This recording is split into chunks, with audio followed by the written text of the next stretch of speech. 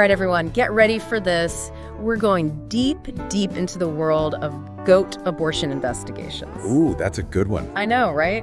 And you all wanted this, so buckle up.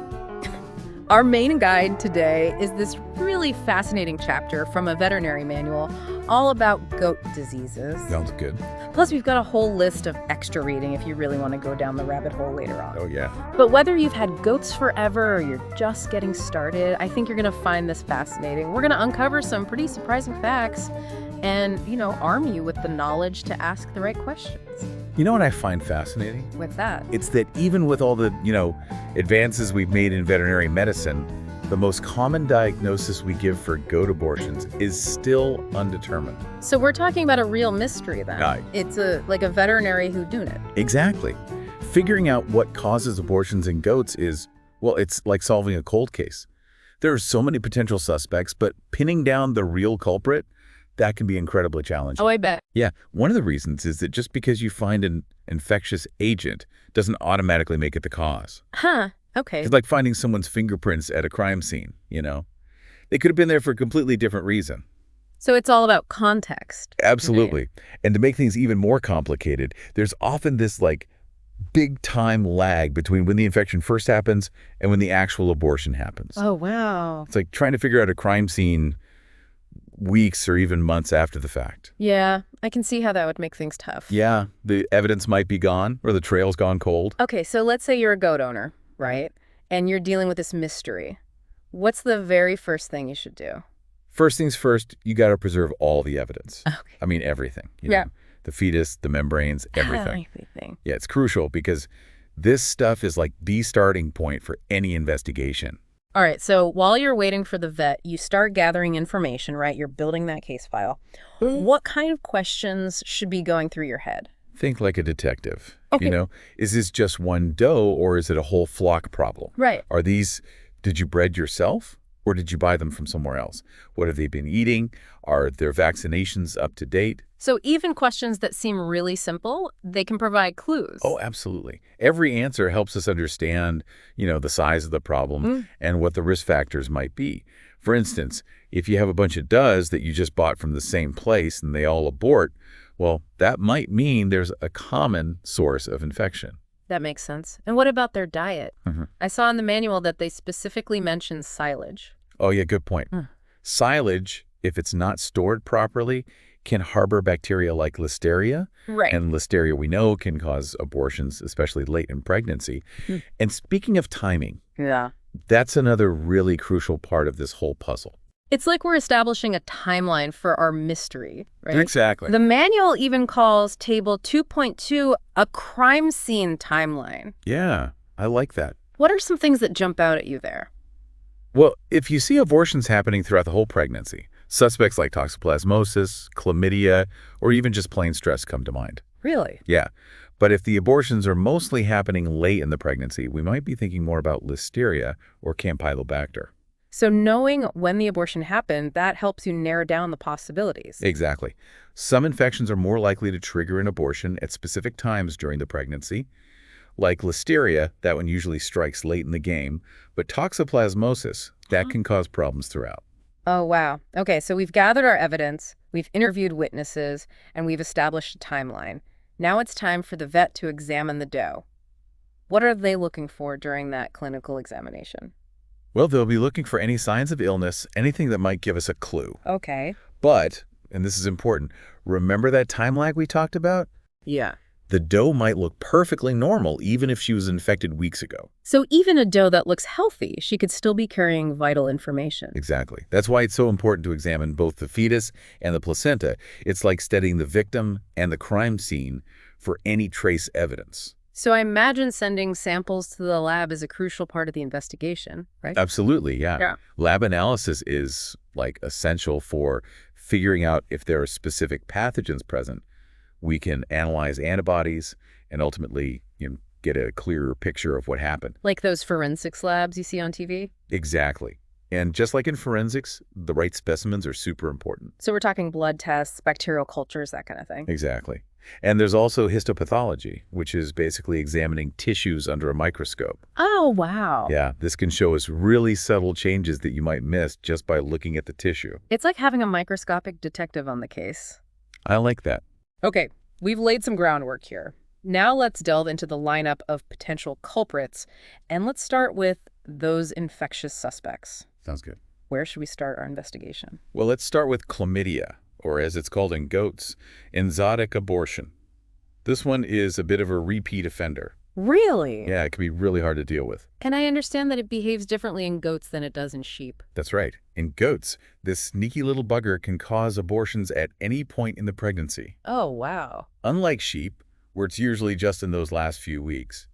And the incubation period is really short, like a doe can get infected and abort within the same pregnancy. So once it's in a herd, it can just spread really quickly. Exactly. Mostly it's spread through contact with aborted material, but carrier animals, they can spread the infection without showing any signs themselves. Oh, man. And here's where things get a little tricky.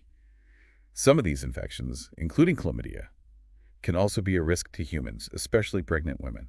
That's a good reminder that these investigations are about protecting everyone, both animals and humans. Okay, moving on to our next suspect. Let's talk about toxoplasmosis. Okay. This one's got a connection to cats, right? That's right. The bad guy here is Toxoplasma gondii. Okay. It's a parasite, and it has this really interesting life cycle that involves cats, rodents, and goats. Cats are what we call the deficitive hosts. Okay. That means the parasite can, sexually reproduce inside them. Wow. So they shed these infectious oocysts in their poop, which can contaminate the food and water and ultimately infect the goats. And how does the timing of the infection affect the outcome for the goat? Early on, it can lead to fetal death and resorption, Right. which is basically where the fetus is reabsorbed by the doe's body. But later infections might result in abortions, stillbirth, or even weak kids. So for goat owners, keeping cats away from their herds, that's really important for prevention. All right, let's move on to Campylobacter. What makes this one so tricky? The challenge with Campylobacter is that some does can become carriers. They have the bacteria but don't show any signs, and they can shed it off and on, which makes it really tough to get rid of from a herd. So even if you cull the aborting does, the infection could still be lurking. Yeah, unfortunately. And there's a public health link here, too. Campylobacter can be transmitted through contaminated milk, causing gastroenteritis in humans. Oh, wow. So it highlights how important pasteurization is. Now let's move on to a suspect with a kind of scary nickname, Q fever, the silent spreader. Ooh, I like it. Tell me more about the silent spreader. Well, Q fever is caused by Coxiella burnetii, Okay. and it's known for causing abortions without any, obvious symptoms in the goats themselves. But like chlamydia, it can be a big risk to humans. So it's silent but deadly. That's one way to put it. And there's a huge outbreak in the Netherlands. Do you remember that? I think so. Yeah, back in 2007, 2009. They had to cull thousands of goats as a public health measure because of a Q fever outbreak that was linked to dairy goat herds. Wow. Thousands. Yeah, it's a serious infection. And it's really, really hard to control because it can survive in the environment for years. Really? Yeah, it can just cling to dust particles and spread through the air. So even with, thorough cleaning and disinfection, it can be tough to get rid of. Exactly. Vaccination is key for controlling Q fever, but different countries have different approaches. Okay, so we've covered some of the big infectious suspects. What about other potential culprits? The manual mentions a whole bunch more. It does. We've got listeriosis, which often leads to stillbirths, weak kids, and retained placentas. Then there's leptospirosis. That one's pretty rare in goats, but it can cause septicemia. And there's salmonellosis, where some types can make the does themselves sick, not just cause abortions. Oh, wow. It's amazing how each infection has its own, unique fingerprint. Yeah, it is. What about tick-borne fever? Oh, right, tick-borne fever. That's caused by a parasite called Anaplasma phagocytophilum. It can really affect goats' health, leading to weight loss, abortions, and even making them more susceptible to other infections. And interestingly enough, Anglo-Nubian goats seem to be more susceptible to this one. So breed-specific susceptibility, that's another factor in this whole thing. Absolutely. Okay, what about border disease? Border disease. With border disease, the main culprits, or the reservoirs, I should say, are cattle and sheep. Oh, so it can spread between different kinds of animals. Exactly, yeah. It's a reminder that when you're managing a goat herd, you have to think about the surrounding environment and any potential interactions with other animals. And of course, we have brucellosis. Right, brucellosis. There are actually different types of brucellosis. Okay. Some are rare, but others, like Brucella melitensis, can be a big risk to humans. It can cause something called Malta fever. And we talked about managing cats for toxoplasmosis. What about neosporosis? Good point. Is there a similar prevention strategy for that one? You're right to make that connection. Neosporosis is another parasite, but this one is linked to dogs. Dogs. Yeah. Just like with toxoplasmosis, keeping dogs away from feed, water, and especially aborted materials, that's key to reducing the risk. So responsible dog ownership is important for goat health, too. What about sarcocystosis? Sarcocystosis is a bit more complicated. It involves this predator-prey life cycle where goats are what we call the intermediate host, and dogs or cats are the definitive hosts. It can be tough to diagnose because it often doesn't have any symptoms. So we've gone from a single case of goat abortion to this whole web of interconnected factors and potential suspects. It's amazing, isn't it? It is. But sometimes the culprit isn't some microscopic invader, right? Right. Sometimes it could be hiding right there in the environment. Exactly. And the thing is, seemingly simple things can cause huge problems. Okay. For example, medications like prostaglandins. Okay. They're sometimes used for other things in goat management, but they can accidentally trigger abortion. Oh, wow. And then there's stress. Wait, are you telling me that stress can make a goat abort? Yeah, it's true. Goats are kind of unique in that they rely on this thing called the corpus luteum. Okay. It's a structure in their ovaries, and it produces progesterone throughout the entire pregnancy. Oh, wow. This makes them more susceptible to stress-induced abortions than other species. So any stressful event that messes with their progesterone levels can lead to pregnancy loss. Exactly. And this could be anything from bad weather to the stress of being transported or even just sudden changes in their environment. Wow, they're a lot more sensitive than I realized. What about developmental abnormalities? Yeah, sometimes the problem is with the fetus itself. Okay. It's not common, but genetic defects or developmental problems can cause a spontaneous abortion. Yeah. It's kind of like nature's way of making sure that a pregnancy that isn't viable doesn't continue. I see. And speaking of multiple pregnancies, the manual brings up Anglo-Nubians again. Right. Is there a connection there? Yes. Anglo-Nubians are known for having multiple births, often 3, 4, or even more kids. But too many kids can actually be a problem sometimes. It's a lot of stress on the doe's system, and that can lead to something called placental insufficiency, which can then cause an abortion. So even though having multiple kids is a good thing, it can also have downsides. Exactly. What about poisons? Mm-hmm. Is it just plants, or are there other things that can be toxic? Well, plant poisonings definitely happen, but other toxins can be a factor too, like chemicals, pesticides, or even contaminated feed. So goat owners need to be really careful about the environment and make sure that goats don't have access to things that could be harmful. Definitely. And of course, we can't forget the basics like nutrition. Yeah, good nutrition is so important. I bet. Pregnancy takes a lot of energy and nutrients for both the doe and the developing fetuses. If a doe doesn't get enough energy or is deficient in certain minerals like selenium, copper, or iodine, that can really mess up fetal development and make her more likely to abort. So a balanced diet and clean water are essential for healthy pregnancies. Absolutely. What about mycotoxins? What are those exactly? Mycotoxins are these toxic compounds produced by certain types of fungi. Fungi, okay. Yeah, and they can contaminate feed. They're sneaky because you can't usually see them, but they can have a big impact on animal health. So proper feed storage and quality control are important to prevent that from happening. Exactly. By managing these environmental factors, goat owners can really help minimize the risk of mycotoxins affecting their herds. Wow, we've covered a lot of ground already. It's incredible how many things can contribute to goat abortions.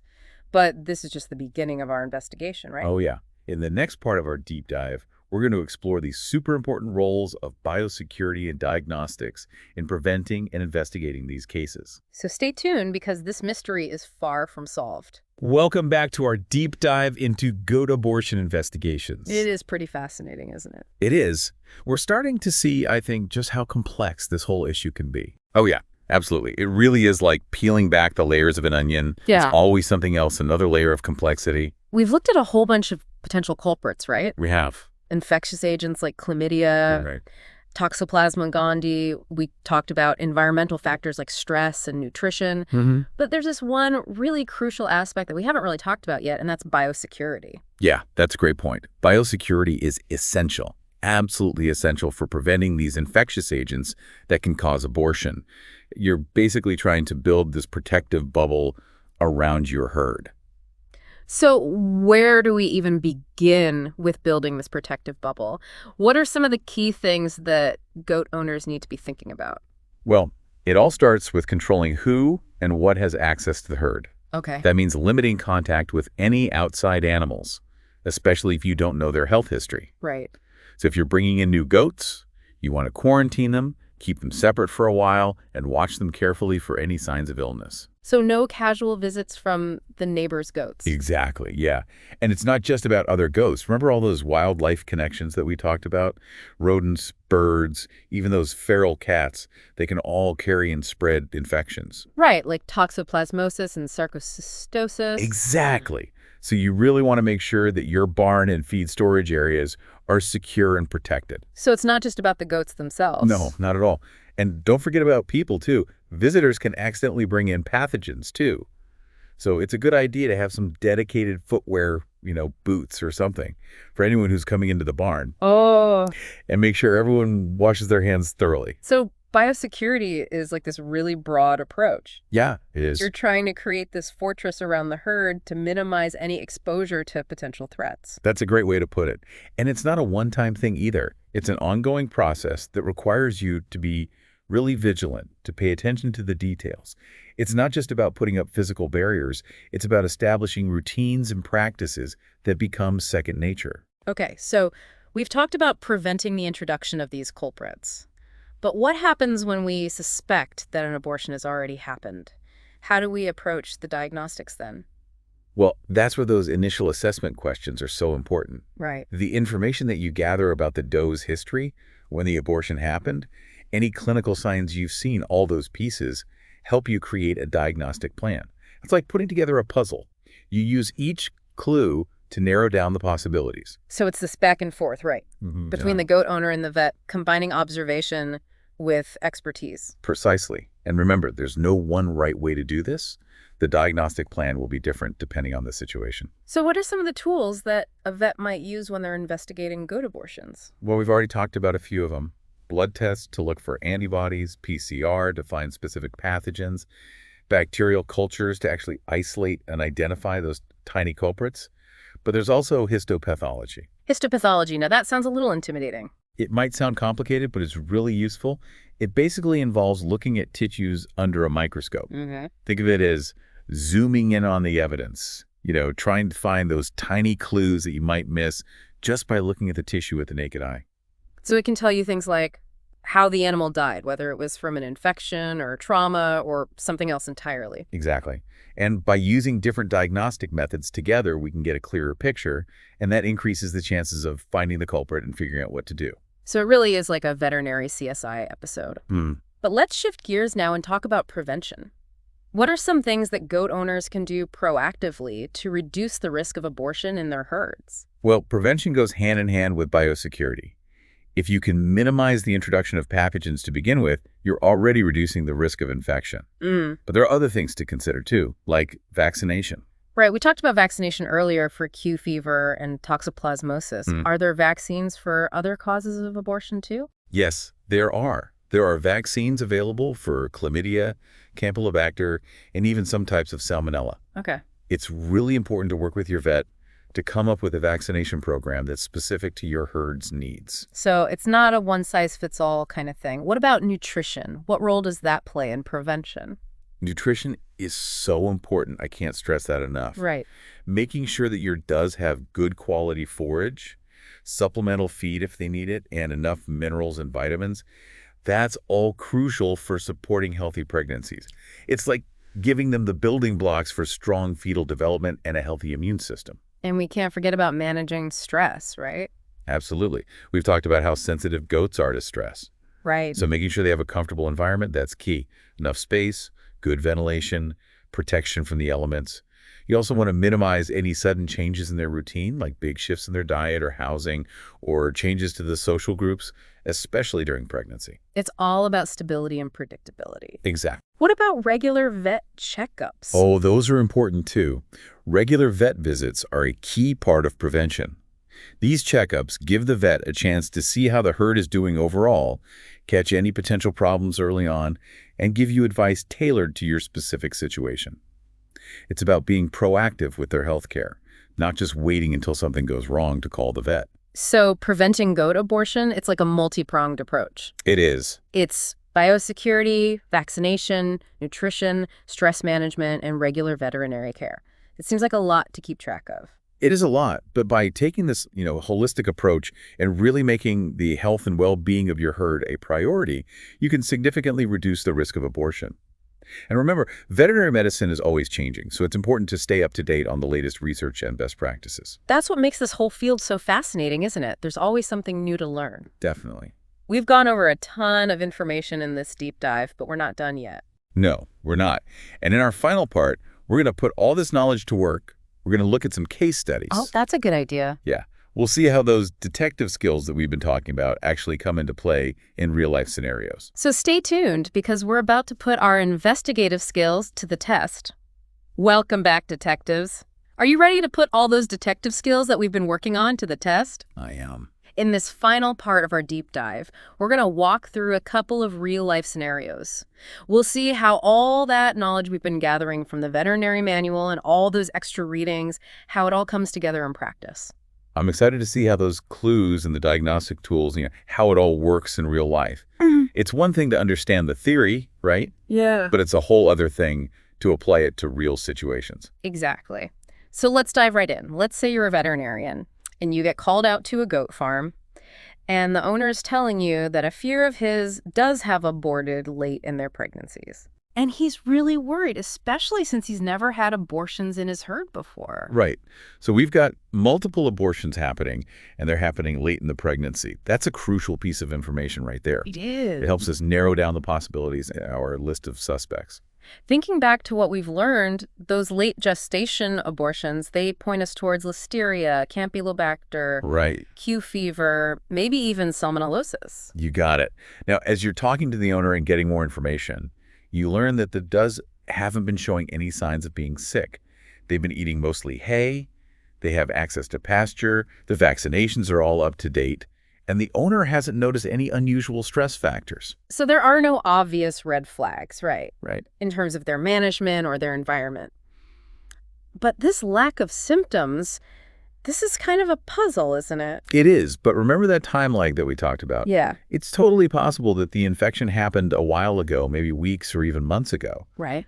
and the does have actually cleared it from their systems. Ah, so they might look healthy now, but they could still be carrying those clues, like a silent witness. Exactly. And that's why examining the aborted fetuses and placentas, that's so important in these cases. They can often give us information that the does themselves can't. Makes sense. So in this case, you notice that a few of the fetuses are showing signs of autolysis, meaning they've started to decompose, and the placentas have this leathery look with a yellowish discharge. Ooh, interesting. Okay, so those are visual clues. What are those telling us? Well, the autolysis tells us that the fetuses died sometime before they were aborted.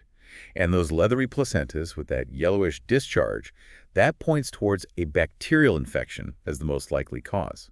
So our bacterial suspects are looking more and more suspicious. They are.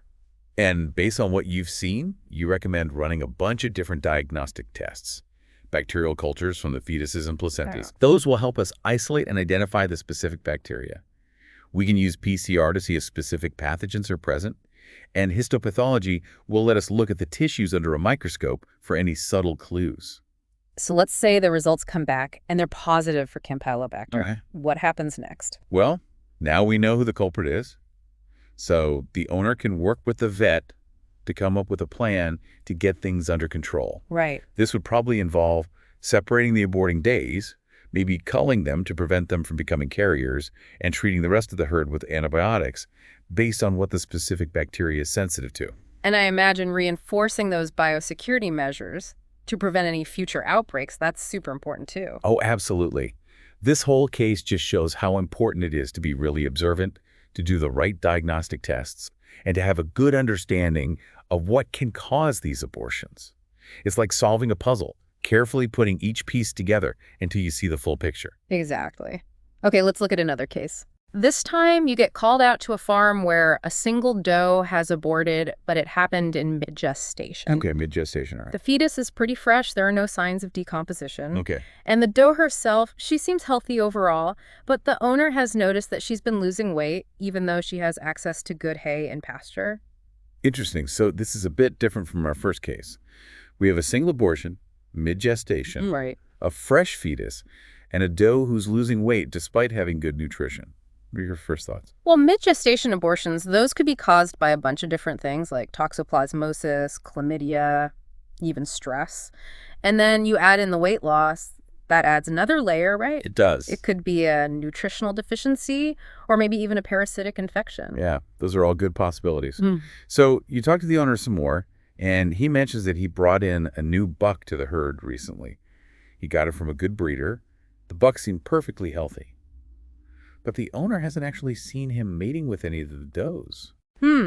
Interesting. So we have a new male in the herd, might not even be breeding. Could this be brucellosis? That's a great thought. Brucellosis is often linked to those late gestation abortions, Right. but it can cause infertility and other reproductive issues too. So even though this abortion was in mid-gestation, we can't rule out brucellosis just yet. So you always have to keep an open mind. Always. Right. You got to consider all the possibilities. So given all this, you would recommend doing serological testing for brucellosis, both for the doe and for the new buck. Okay. And because the doe's losing weight, you'd also suggest checking her poop for parasites and doing blood tests to see if she's deficient in any nutrients. Let's say the brucellosis tests are negative, so we can cross that one off our list. But the fecal test shows a heavy parasite load, Okay. and her blood work shows that she's deficient in selenium. So in that case, it's very likely that the abortion was caused by a combination of things, the stress from the parasite infection and that selenium deficiency.